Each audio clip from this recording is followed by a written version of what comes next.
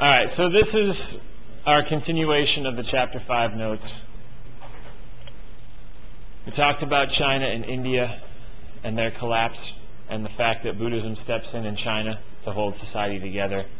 Hinduism maintains its hold on society in India after the Guptans leave. And then the Mediterranean, which we're going to start with today, we're going to see if that pattern holds true. So when we look at the fall of Rome, what's our external cause? German. Right, the Germanic barbarians. How many of you guys saw Gladiator with Russell Crowe? Okay. If you haven't seen it, the opening 10 minutes is worth it just to get a sense of what this invasion would look like. You've got the Roman legions all lined up in their snazzy uniforms and their shields and their spears and their swords and their cavalry and their catapults, and you've got these savage-looking, greasy-looking, smelly-looking barbarians, lined up in the forest wearing animal skins like they haven't bathed in a week. And that's kind of the mental picture that we get when we talk about the Germanic barbarians. And it's probably the mental picture that the Romans had when they talked about the Germanic barbarians. But as we discussed last class, is there ever only a single cause for the decline of a civilization? No. It is always multifaceted. There are always multiple reasons for it. And so when we take a look at the Mediterranean, I think we're going to find the same sorts of things happening. Yes, there were invaders.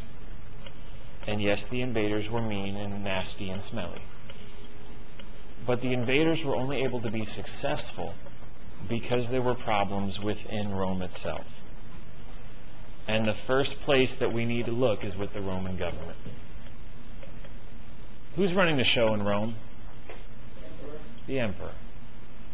And by the time we get to Rome's decline, we have gone through a series of bad emperors. And who are the most memorable ones that you guys learned about last year? Nero, Caligula. I mean, there were many to choose from, right? And what made them so bad was what? Nick? The fact that they were weak people, or they had mental disorders, or other talents that made them unfit to rule. I like that. Other talents that made them unfit to rule. Yes. So yeah, and some of them were, mentally deranged. Some of them were simply power hungry. And they were going to do whatever they could to make their life better or more enjoyable or increase their influence or increase their wealth. And so when you've got a government that starts to take better care of itself than it does the people, what are the people going to do? They're going to revolt. Oftentimes, the military itself would revolt. And the generals that are supposed to be loyal to the emperor would be like, man, this guy is ridiculous. He wants us to go where and invade? He wants us to start another war? No, we're not doing it. And so it was not uncommon for the emperor's Praetorian Guard to take care of him. And, he would go to bed and he wouldn't wake up. And so the next day, a new emperor would be appointed, typically one of those top generals. But if that new top general takes his new position and has the mentality of, all right, I'm the emperor, I'm going to do whatever I want. I'm going to fill in the swimming pool in the back with Jell-O and swim around all day long, just because I've always wanted a Jell-O swimming pool. And I'm going to construct a 40-foot tall golden statue of my dog. I can do it. And nobody's going to stop me because I'm the emperor. So,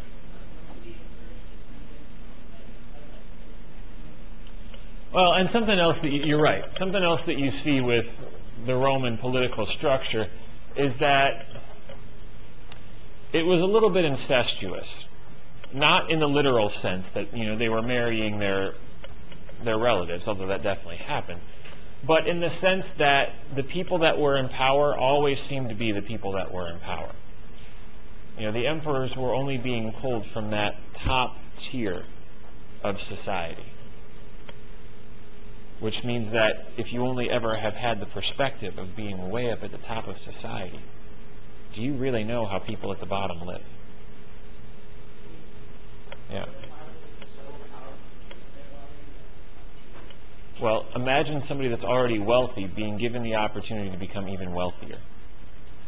Somebody with power being given the opportunity to become even more powerful. The reason those people are in that position to begin with is because they crave those things. Not that people at the bottom can't become corrupt either. It's kind of a lose-lose situation. Speaking of that corruption, we saw it not just with the ruling class, but we saw it with the upper class in general. The people that were already wealthy wanted to become wealthier, even if it meant that people at the bottom had to go with a little bit less. The upper class in particular actually became even less concerned with having kids, because having kids meant a drain on their finances and resources. Having kids meant taking away from the opportunities that they had to pursue a life of power or leisure.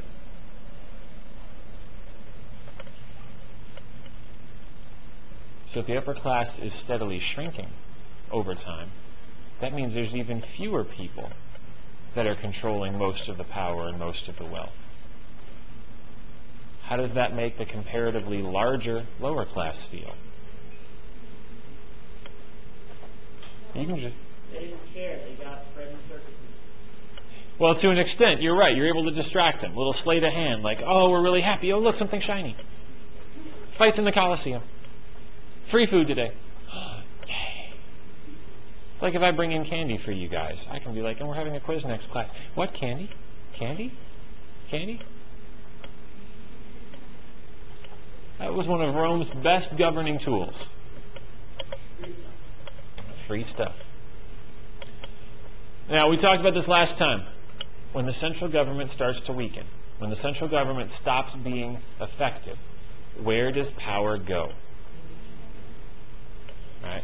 If it's all centered here at the top, and the top starts to weaken, it spreads out to the people below.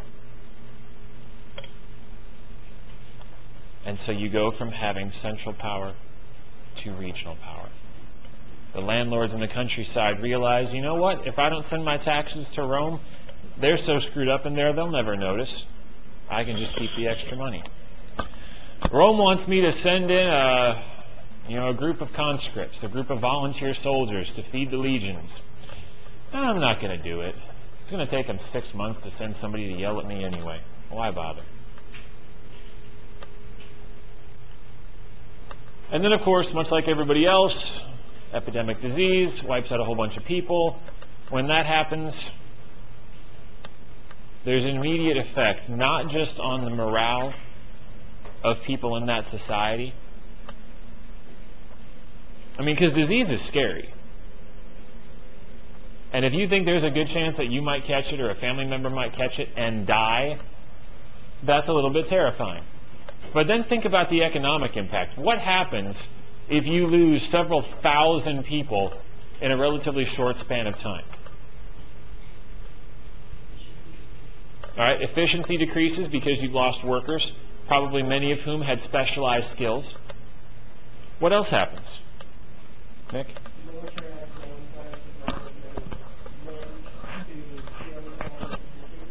All right. It impacts the military because maybe now you've lost people that would have served or lost people that are serving. What else happens? Daniel? Right. Taxes go up. Because you've got to pay to dispose of all these bodies. You've got to pay to provide the survivors with additional food or medical supplies or whatever. Plus, you just lost several thousand people that used to pay taxes. So you got to get that money back somehow. So epidemic disease, and then guess what? Merry Christmas, your taxes go up. Congratulations on surviving. You now owe the government more money.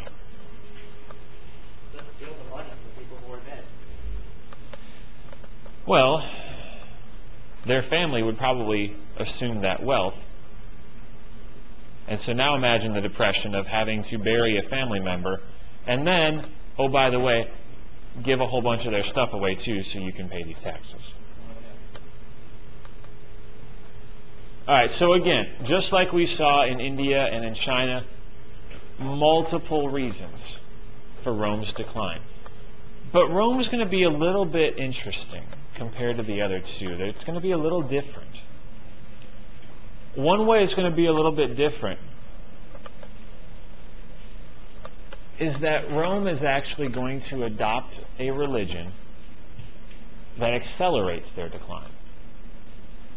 Now, we saw in India, Hinduism kind of saves Indian society.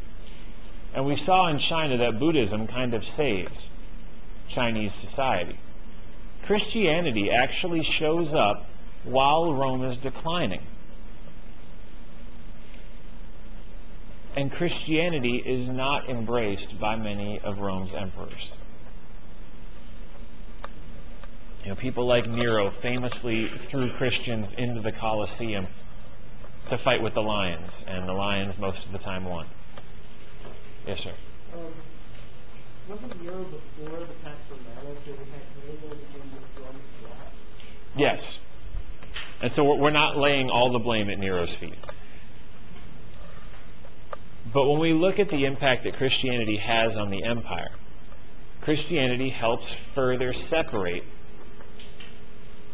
Romans from Romans. Because in Christianity, who's the absolute authority? God. In Rome, who's the absolute authority? The emperor. So you now have a conflict of interest.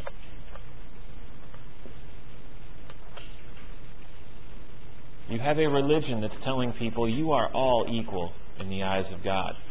And you've got an emperor saying you are not all equal in the eyes of society. You've got a religion that's saying that you should all behave in a certain way, in a kind and loving and forgiving and understanding way. And you've got Roman emperors who are oftentimes playing different groups of society off of each other.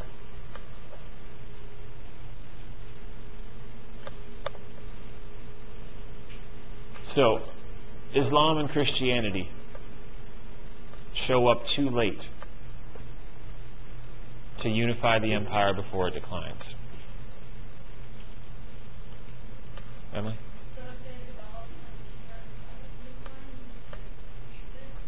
Yep. Had Christianity started maybe 200 years before it did, and then been able to go through its growth period just like it did, and so then as Rome is going through its Republic phase, and it's going through the Pax Romana, that potentially Rome could have been unified around this new religion. You know, what if you have Constantine 200 years sooner? You know, in the 100s instead of the 300s. Does that maybe give Rome something to hold on to, something to unite the people together, just like Hinduism does in India? It's possible. At this point, because it's too new, it's too controversial. It's not something that everybody can look at and go, oh, look, a brand new religion, yay, group hug. Because they still have the Roman gods, and many people were very loyal to that Roman faith. And so the idea of abandoning, you know, the entire Roman theological system, the idea of saying, you know what, I don't believe that Jupiter and Mars and Venus and Mercury exist anymore. We were apparently totally wrong about that. And there is, in fact, only one God. Aren't we silly for thinking the wrong thing all these years? There's a period of transition. There's a period of multiple generations that have to pass where people can kind of grapple with this before that religion can truly take hold.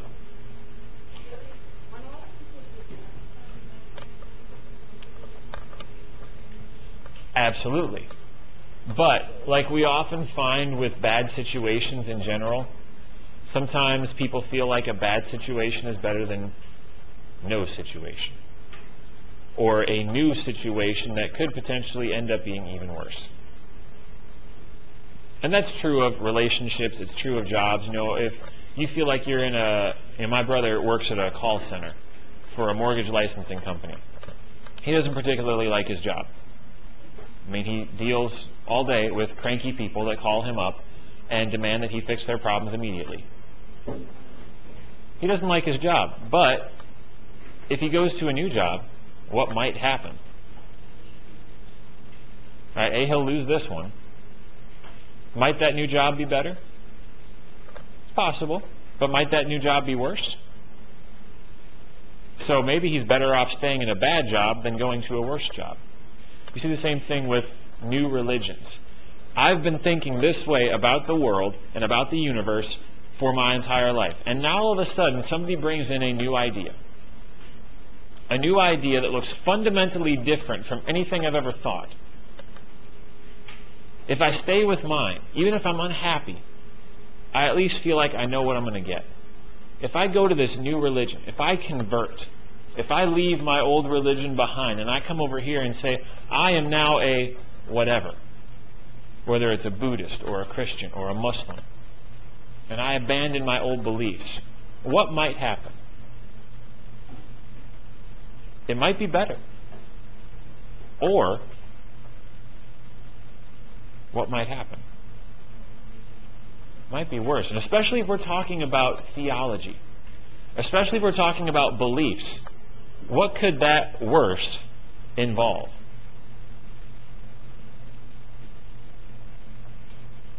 Let's say you're a Hindu. You've bought into the cycle of reincarnation. You've bought into the caste system. You've bought into the idea that this is the way that life is supposed to be. And then, aha, Buddhism. A religion that says we are all spiritually equal. The caste system is wrong. And you're still down at the bottom and you're like, yeah, I'm going to convert. I'm going to become a Buddhist. And you become a Buddhist and you die. And you go to wherever you go and you run into the Hindu god. And he's like, what were you thinking? What were you thinking leaving the right religion for the wrong one? And now you're kicking yourself in the spirit world going, I knew it. I knew I should have stayed and just sucked it up and worked my way up the caste system. But no, I tried to cheat. So, go to the Mediterranean. You've been following the Roman gods your entire life. You've been making sacrifices. You've been going to the temples. And then you hear about this Christian religion. You're like, huh, that sounds really interesting. I'm tired of these Roman gods. I'm tired of going to the temple. I'm tired of killing my sheep. It's just messy. This Christian religion sounds so much better. I'm going to convert. I'm going to become a follower of the Christ. And you die. And you wake up on Mount Olympus. And Jupiter's looking at you like, what is the matter with you? You knew we existed. You worshipped us your entire life. You thought this Christian religion was for real. How stupid were you? Kick him down to Hades.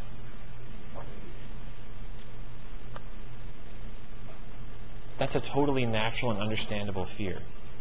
If you've been raised your entire life to believe in a certain faith, that's a part of who you are. It's a part of how you view the world. If you've been born a Christian and somebody came and knocked on your door and said, hey, would you want to become Buddhist today? There might be an initial temptation, you know? I kind of like the teachings of the Buddha. This idea of self-denial. This idea of pursuing a life of simplicity and understanding. Reaching a goal of enlightenment. Okay, fine. I'll leave Christianity. I will become a Buddhist. I will pursue the true faith. And then you die. And you go up to the pearly gates and St. Peter goes, what were you thinking? You knew you should have been Christian. You knew that was the right religion. Smack. Down to hell. That's the terrifying part anytime there's a new religion that's introduced. Is people are making not just a life decision, but a spiritual decision. People are weighing not just the level of convenience or the popularity of a new religion or whether or not it's going to make their existing life better. They are making a decision for the rest of eternity. And they're banking their soul or their spirit or whatever it is they believe in on whether or not they think this new religion is right.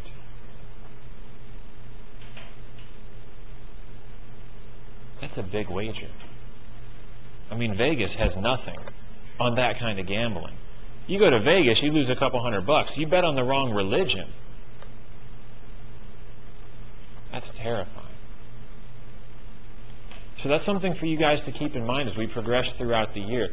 Anytime we bring up religion, religious diffusion, introduction of a new religion, religions modifying and changing themselves, you need to realize how big a deal that is, because you're dealing with somebody's belief system.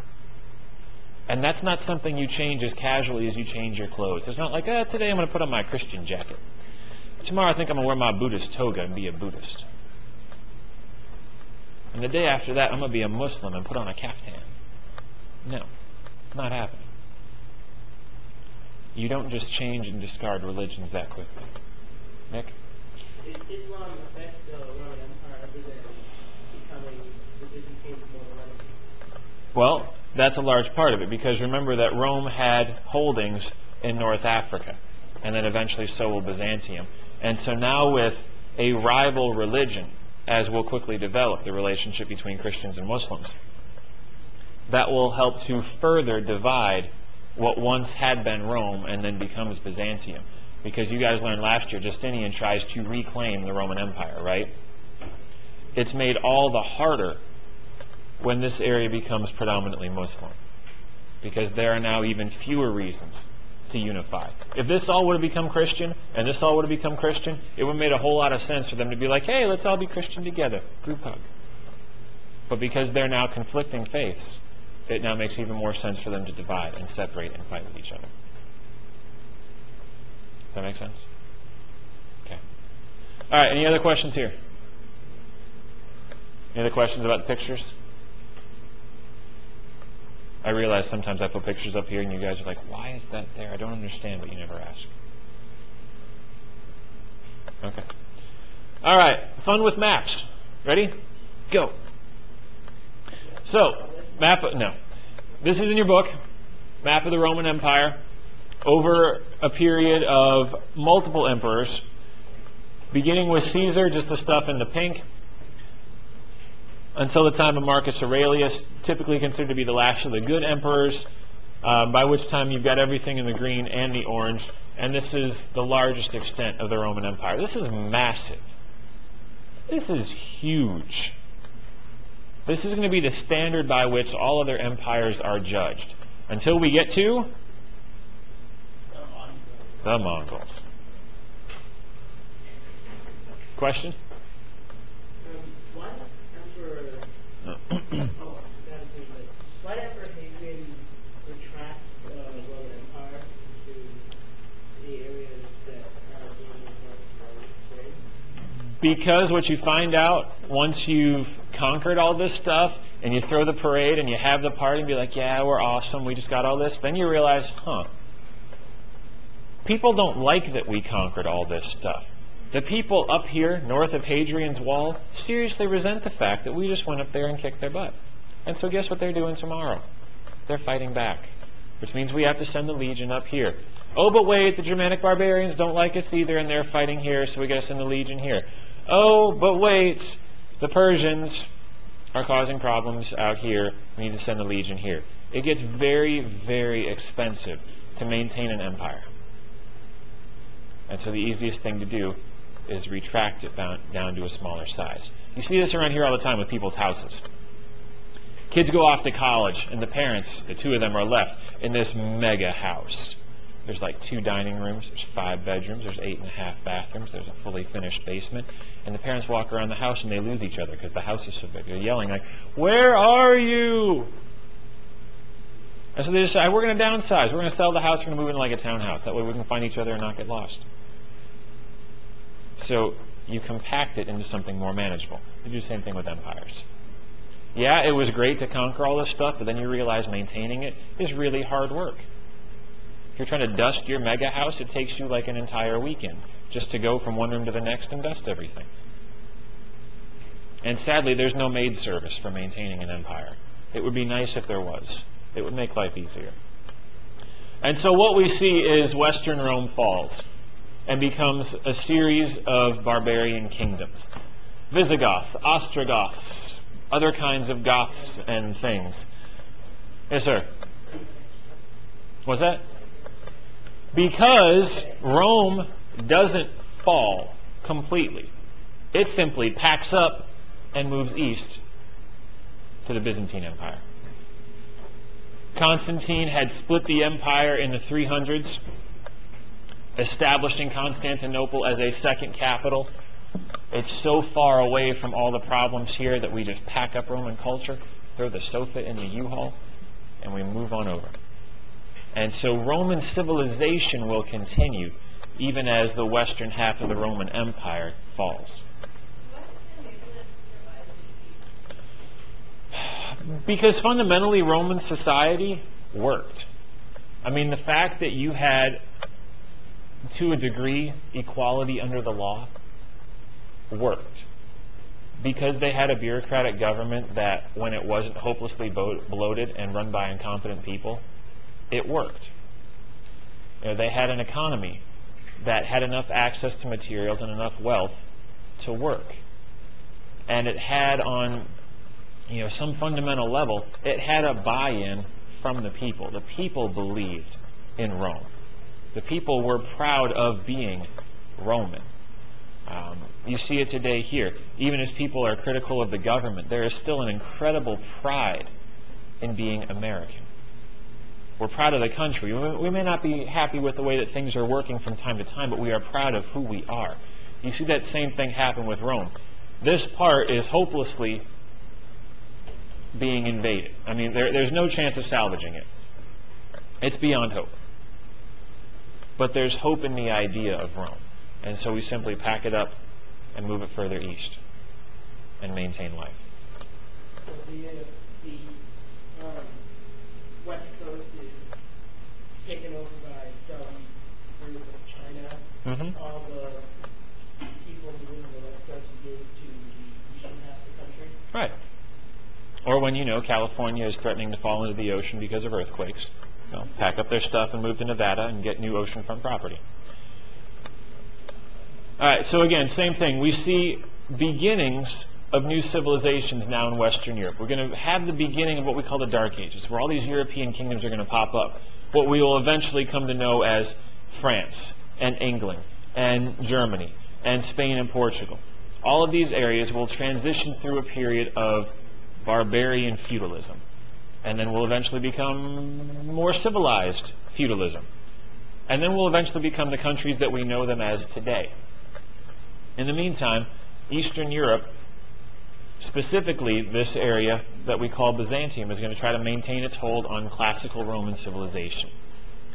Same styles of art and learning and architecture and all that stuff. And we're going to see for a while that it works. And so watch the dates here. Oh, it's moving. But after a brief period of expansion, we're going to see that Byzantium goes through the same sort of decline that Rome did.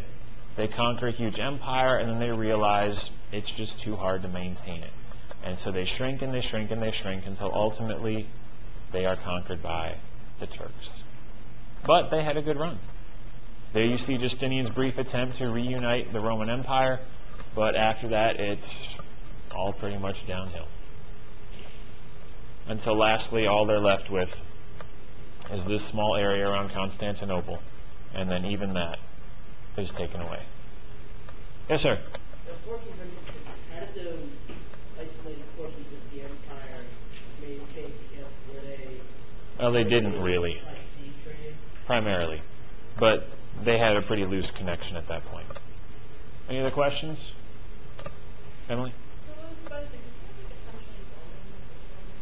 It's Rome 2.0, yeah.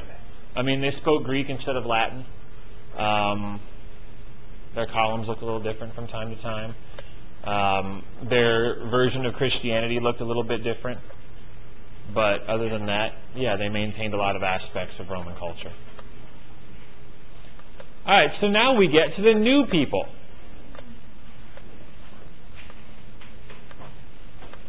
Because and again, same sort of inverse relationship as with government and religion. When classical centers of power fall, what happens?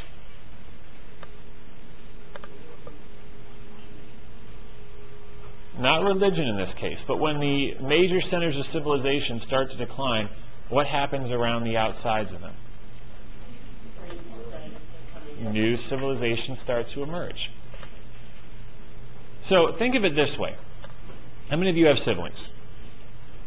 Okay, how many of you are the oldest sibling? As it should be. Yes. Okay. All right, so oldest siblings. You rule your house, right? Especially over the rest of your siblings. They know that you're in charge. You know that you're in charge. You beat them mercilessly whenever you feel it's necessary. You deprive them of things just for fun and pleasure. You're going to go off to college someday, or you're going to join the military, or you're just going to move out and start working. What's going to happen to what used to be your room? You're like, they better not touch it. They better look exactly the same when I come back. What's going to happen to it? They're going to take it over. They're going to be like, ooh, big brother's gone. I'm moving into their room because it's so much nicer. And I'm going to keep my old room too. My little brother did that when I moved out. He not only maintained his room, he expanded into my room. And all of a sudden, he's got like an upstairs suite. Like he's got his bedroom and then like a TV video game room. I'm like, no, I never had this. That's not fair. And then I had to beat him. I'm kidding. I hope you're not listening to this. But you see the same thing happen with civilization. I mean, China was this massive power in East Asia. But as China declines, what happens to all the groups of people living around China? They can start to spread out and flex their own muscles because now they're not worried about China going, no, bad civilization. You must stay small and do what we tell you to do because we're China and we're big. China starts to weaken. Now these other civilizations see an opportunity. Maybe now we can expand. We can become more powerful. And that's going to start with agriculture continuing to expand across the globe. With agriculture, what's the next thing you get? Civilization, food surplus, division of labor, formation of government. Once you have those things, you want to trade to get other things. And so now there's going to be more civilizations closer together for trade to be effective. Now, during this next period, you're also going to see nomads. Groups that move from place to place with their herds of animals. You know, it's like the birds. When it gets cold up here, where do they go? South, because it's easier to live. There's more food, there's more open water. But when it gets too hot down there, where do they go? Back up here. Nomads do the same thing.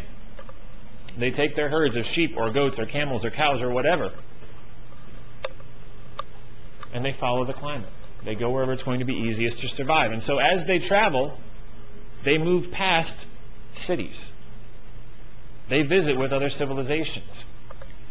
And so as you're going through a town, if you're nomads, can you produce everything you need? No. So you trade. You trade to get new tools. You trade to get new weapons. You trade to get new clothes. And when you trade, what happens? Interaction. It's not like the buying that we do when we go to the store today. Where like you drop your stuff at the cashier's table and they scan everything as quickly as possible. And you hand them money or you swipe your card and you get out of there in under 30 seconds. Trade usually was an exchange, not just of goods and money, but also information. You gossip for a little while. You haggle a little bit. You get to know the person selling you the goods. You find out what's been happening in town. If there's any juicy gossip. Yes? Good question. Well, part of the answer is if you are constantly moving through the same areas over and over, which is what nomads do. It's not like nomads are going to start over here in Mesoamerica and be like, you know what, I think we want to wander all the way to China. And now I think we're going to go to India just for fun. And then maybe we'll head up into Russia. No, they're going to find a route that makes sense and they're going to go back and forth, back and forth. And so you'll develop enough of a language with each society that, you can do casual conversation. You probably couldn't teach a class, but you can get by. But even early on, as you would meet new societies for the first time, I told you guys enough about my trips that, like, when I went to Portugal, I didn't know a word of Portuguese. But you can still kind of get by with, and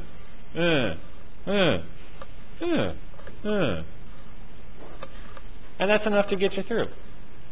But you can observe what's happening around you. You can still soak in the way that they dress and the way that they build things, the way they interact with people. And so when I came home, I'm like, I really thought it was kind of cool, the clothes they were wearing in Morocco. I'd probably get made fun of here, but the idea of a loose flowing robe on a hot day in June sounds kind of appealing. And yes, people would tell me I was wearing a dress, but you know what? When they're sweating and I'm not, on them. That's that kind of cultural exchange that can take place even if you can't really speak the language.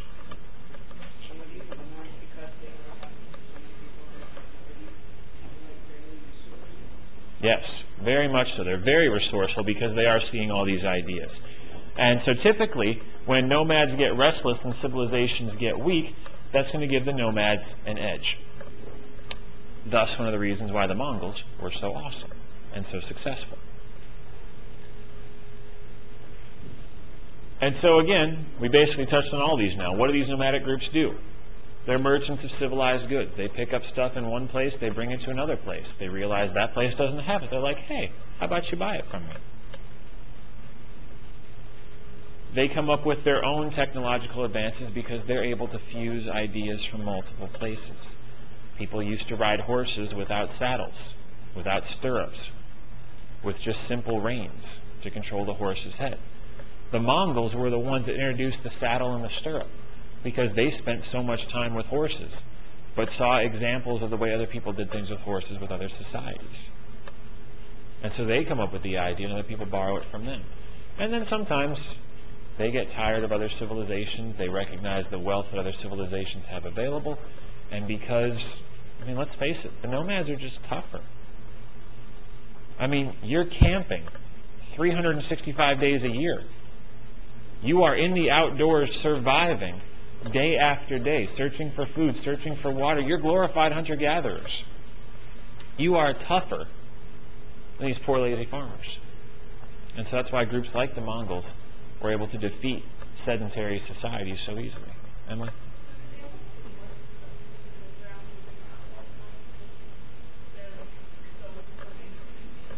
Yep. But again, it depends on how we're going to define successful. Are nomads going to build the Colosseum? No, probably not, because you're never going to develop architectural skills to that extent because you're nomads. Are they going to create great physical works of art, like the Statue of David, or Da Vinci's painting of the Last Supper, or Michelangelo's frescoes in the Sistine Chapel? No, they're not, because when are you ever going to stay still long enough to be like, I'm going to cart around this 50-foot tall block of marble? No. So it depends on how we're defining success. But just because nomads move around a lot does not mean they're stupid. They're incredibly intelligent people that are exposed to a lot of cultures. So in that sense, they can be more successful. So it really just depends on how we want to quantify success. Other questions? Nick, question? No? All right, you think. Go ahead.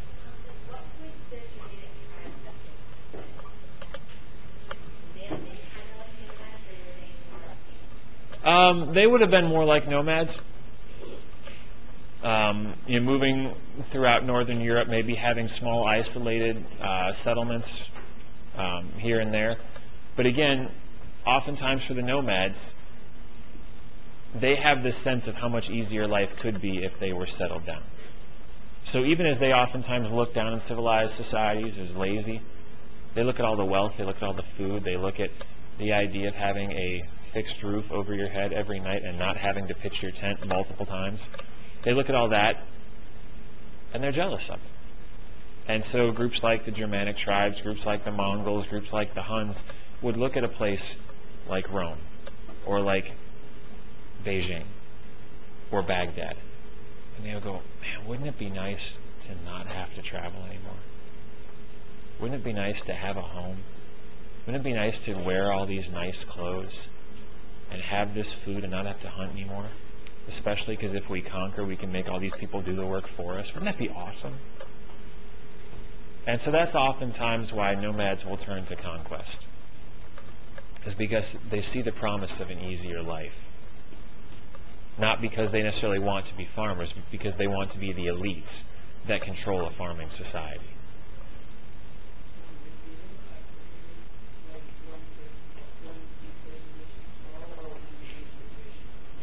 Good question. When's the end of the classical period?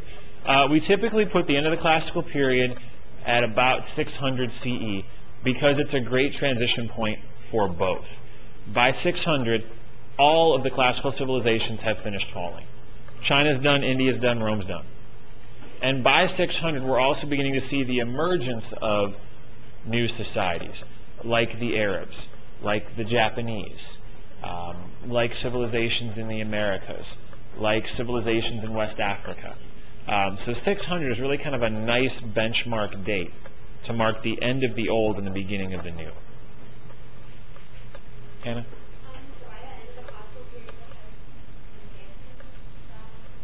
No. We're also going to consider Byzantium to be one of the new civilizations.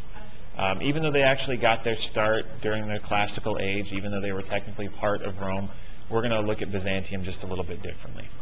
And that's actually a great question because it brings up the topic of something called periodization. Anybody guess what that means? Periodization. Has nothing to do with grammar. Nick?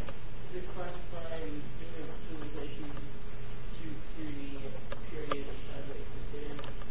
Not quite, but that's pretty close. Sahil? Right. It's breaking history up into eras, determining when an era starts and when an era stops.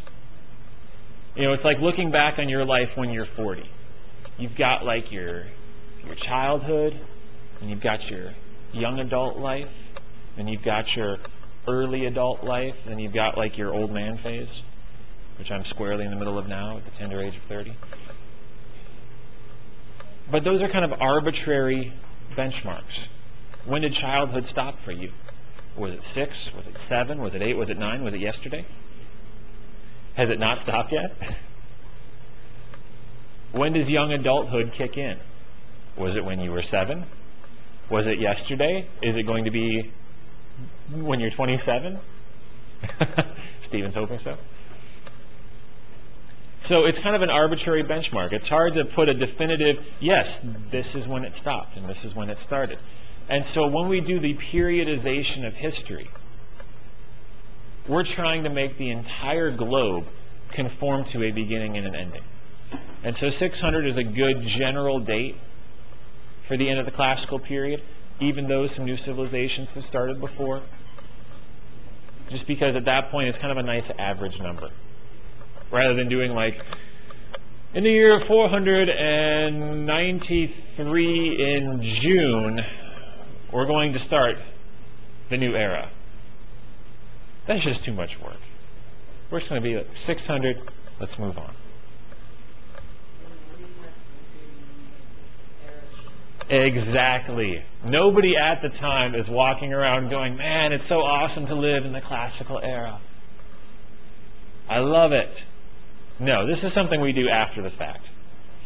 So again, when you're 40, you're going to look back on your life and be like, man, my childhood was good. Because by that point, you will have figured out when your childhood actually was. Or you might still be in your childhood when you're in your 40s. So yeah, periodization is something that we do now with the ability of hindsight. We look back and we've seen all the trends and we've seen the rise and fall, and we can be like, all right, from 10,000 BCE to 600 CE, we're going to call that whole thing the Foundations era because it was the beginning of civilization. We're going to stop it at 600 because all these first major civilizations had fallen and new things will start. And we can do that now because we're 2,000 years further in the present.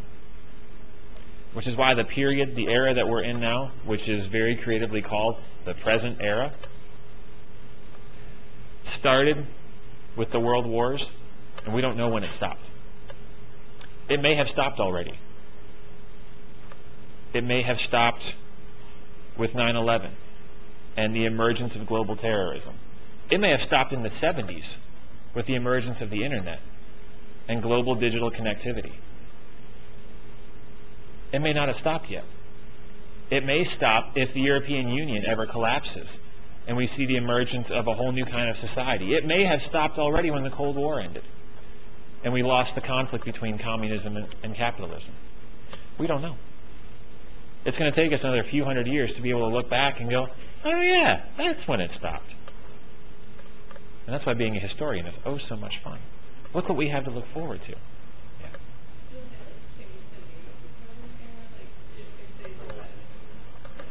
They very well could.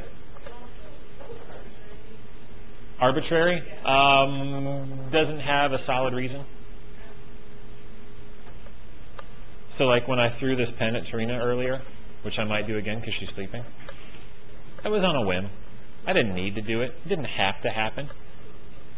It was fun. Could also be fun to take a textbook and like drop it on the floor right next to her head. Some people might say that's mean. I don't know. I probably shouldn't be talking about this while I'm recording it though. Because that's what we call evidence, boys and girls. I can't wait till the people that are gone today have to listen to this. Be like, what was happening in there? All right, so let's look at some of these new societies. Some of these places where civilization emerges as classical civilizations fall. Southeast Asia. Now, we talked about this on the first and second day of class, and we haven't really revisited it. Is China part of Southeast Asia? No. Is India part of Southeast Asia? No. Southeast Asia is the area between China and India. So it's places like Vietnam, Indonesia, Thailand, Cambodia, Laos. It's the area between Eastern Asia and Southern Asia. And it's a part of the world that doesn't get talked a lot about in history. Because oftentimes with classes like this, we're concerned about the places that did things first. And so Southeast Asia kind of falls to the back burner because it seems like they're always being influenced by people that came before. So in this case, Southeast Asia is influenced by India. Because of trade, ideas from India spread to Southeast Asia. So when you look at the kinds of governments that develop in Southeast Asia, what do you notice? They're regional, just like India. So let me ask you this. Since history is not inevitable, what would have happened if China would have gotten Southeast Asia first? Strong centralized governments with a bureaucracy. Dynasties, exactly. Right? And less of an influence by religion. What do we see about religion in Southeast Asia? Buddhism and Hinduism, both of which started in India. And today in many parts of Southeast Asia, what other religion is incredibly prominent? Islam. What's that? Indonesia has the highest per capita percentage of Muslims in the world. There's something like, I think, 94 or 96% of Indonesians are Muslim. It's higher than Iraq or Iran or Egypt or any other place that we stereotypically associate with Islam. It's a great SOL question, by the way, that they'll ask every once in a while. They'll show you a map of the world with numbers in a few different spots, and they say, what area is most heavily Muslim? And everybody's looking for the Middle East, and sometimes they'll really mess with your head and not even put a number there. You're like, well, wait, what's the right answer then? It's got to be the Middle East. And there's like some, island out here with a number 1 on it. They're like, I don't even know what that is. All right, similarly, Japan. Interesting geography question for you. Is Japan South Asia, Southeast Asia, or East Asia? East Asia. It's directly east of China. So in Japan, guess who gets there first? The Chinese. So look at the characteristics. What do you notice? Strong centralized government. The development of the Japanese emperor. But what do you notice that's different? Strong formal religion. Shintoism.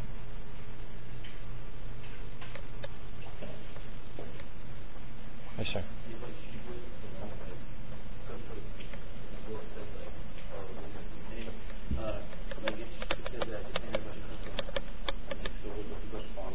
Mm-hmm. Well, people are going to follow the teachings of Shinto, but here's the interesting thing. Just like China does have Confucianism, even though they have a strong central government. Morning, sunshine. Shintoism is going to offer a code of conduct, but it's also going to seamlessly merge with the government. So in the Shinto faith, guess who's the head of the faith? It's the emperor. Emperor is God on earth. And so it's still the government that provides the structure for society, even though there is a religion. Then we look at Europe, specifically Northern Europe. Because if we went back to our maps just for a moment, I want you to notice this. Don't panic, we'll come back.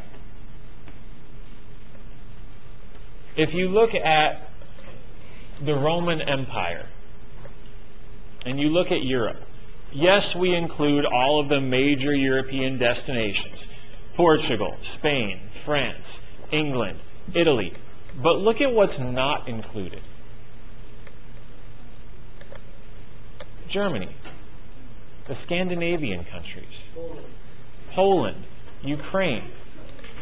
There's like 2/3 of Europe here that's not included in the Roman Empire, which means there's about 2/3 of Europe that never heard of the Romans. Had never heard Latin spoken. Had never heard of the Roman gods. In many cases, we're still hunter-gatherers in their purest form. I mean, the Roman emperor had risen and fallen, and there were still people in Europe that were hunting and gathering and had no clue the Roman Empire had ever existed. I mean, can you imagine that? There were people living within a few hundred miles, maybe a couple thousand miles at the most, of the Roman Empire, and never knew it existed at the time. Had no concept. You could have been a Roman showing up in your legionnaire's armor and said, I am from the Roman Empire. And they look at you like, what? I don't understand. Who are you? Much of Europe was incredibly backwards, uncivilized. And this is tough for us because our concept of civilization is directly inherited from who? The Romans. The Greeks and Romans. And for many of us here in America, directly descended from England and all that is great in Western history. It's hard for us to fathom that Europe was actually kind of a joke for most of human history. It's really only been in the last 500 to 1,000 years that Europe was even remotely relevant. And you compare that to 10,000 years of human history, and Europe was important for somewhere between 5 and 10% of it. It just so happens it was the most recent 5 or 10%. Yeah. Why? A lot because of geography, but more importantly because history is not inevitable. Because people in other parts of the world chose to develop some of these things, and people in Europe didn't. People in Europe chose to remain hunter-gatherers.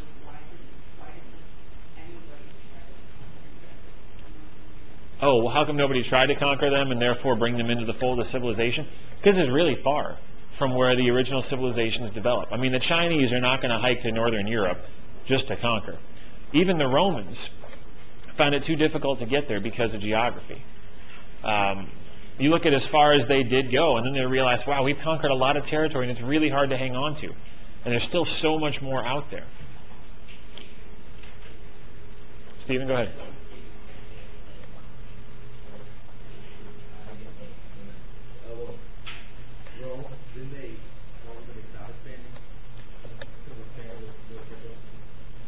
Well, to an extent.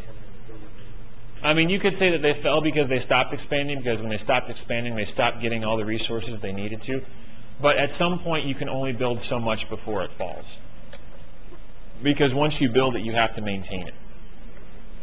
And if you guys have ever played any of like the Sims video games or Civilization or things like that, it's fun to do all the conquering. It's fun to raise the armies and go out and kill people and expand your territory. But then you have to do all the nitty-gritty stuff of maintaining it, of making sure the people over here have what they need, and the people over here have what they need. And if they don't have it, sending it from here over to here. And then making sure, what's that? Right. And then you need a huge army, but if there's a problem over here and a problem over here, you got to split up the army. And then there's another problem up here, then you have to split up the army even more. And so it just becomes harder and harder and harder and harder to maintain it. So even when expansion looks like the only way to continue, expansion at the same time is probably going to prove to be the death of you. Yes, sir. Now, what in Europe made it so that in the 1,000 years that they went out backward, they were able to completely influence almost every person in the world? Trade. By that point, enough other civilizations had gotten started and had become successful that they couldn't help but bump into Europe at that point. And at that point, Europeans were confronted with a wealth of ideas and goods and were slowly able to pull themselves out of their ignorance. One of the things that we're going to talk about in about 10 chapters is the Italian Renaissance. Many of you guys finished up your year last year with the Italian Renaissance. The Italian Renaissance is this mega cultural event in Western Europe. It's huge. In my academic class, I spent 6 days on it because that's how big it was for Western Europe. In the grand scope of world history, you know how big it was? For the rest of the world, the Italian Renaissance, What else is on? Change the channel. Don't care. Not a big deal. Right. So until Western Europe is able to learn from all of these other civilizations and benefit from their advancements and figure out how to do things on their own, they don't really matter. And one of the other things we're going to talk about is timing. Europe gets incredibly lucky in terms of when they're able to rise compared to when others decline. I mean, they hit it perfectly. They couldn't have done it better if they tried. All right, 2 others to show you real quick. Mesoamerica, which as we discussed before means Middle America, Central America. We had started with the Olmecs, who did all the foundational work. Basic architecture, did not have a significant system of writing, but they domesticated animals, they started agriculture, they did the groundwork.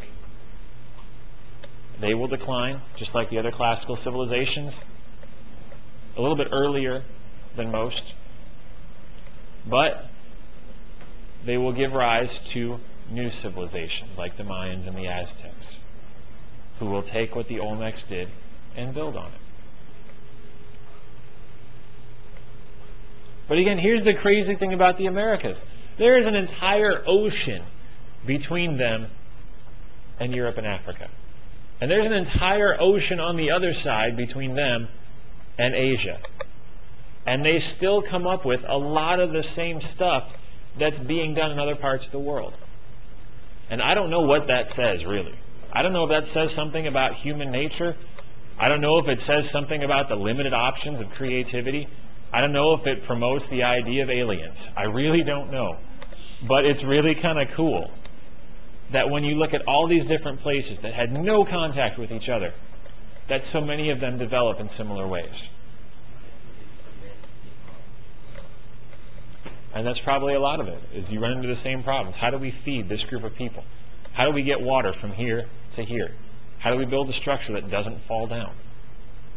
You know, sometimes there are obvious answers that present themselves. And then the last place is Africa. Now, Africa is going to be another geographic challenge for us because we really don't like to deal with Africa as a single entity. Africa is just as diverse as Europe or Asia or the Americas. And yet oftentimes in history we deal with Africa as a country. And no, I did not just misspeak. Sometimes in history we deal with Africa as a country. We treat Africa as if the entire continent is the same. And it's not. People and cultures in northern Africa are different from people and cultures in southern Africa, and western from eastern, and central from all the others. So when we look at sub-Saharan Africa, which means where? Below the Sahara. Good. It's going to look very different from what we see in northern Africa, which was part of the Roman Empire.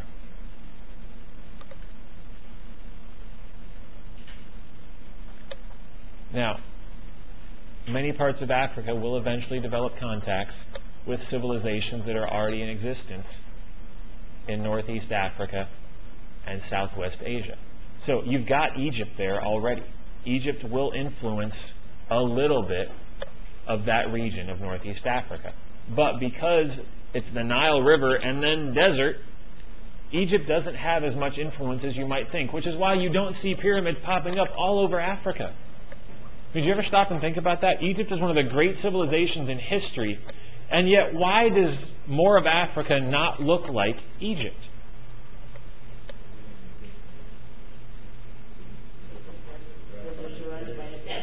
Yeah.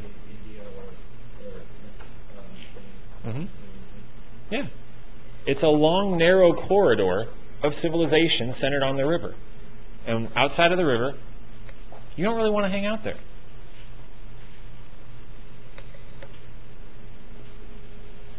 But you will have interaction, whether it be through the Romans or the Arabs or the Mesopotamians long before that. And so you're going to see the expansion of some of the classical world religions. More and more of Africa will become Muslim during its early centuries of civilization. And Africa, much like any other place on the planet, will undergo significant change throughout history. Changes to government, changes to culture, changes to religion, changes to language, all of that. So this is simply the beginning of the point when history gets a whole lot more complicated. Up till this point, you had it easy because there were 3 civilizations on the planet. China, India, Mediterranean. Life is about to get exponentially harder for you as people that are studying history, because the number of civilizations is about to rapidly expand. And you get to learn about all of them.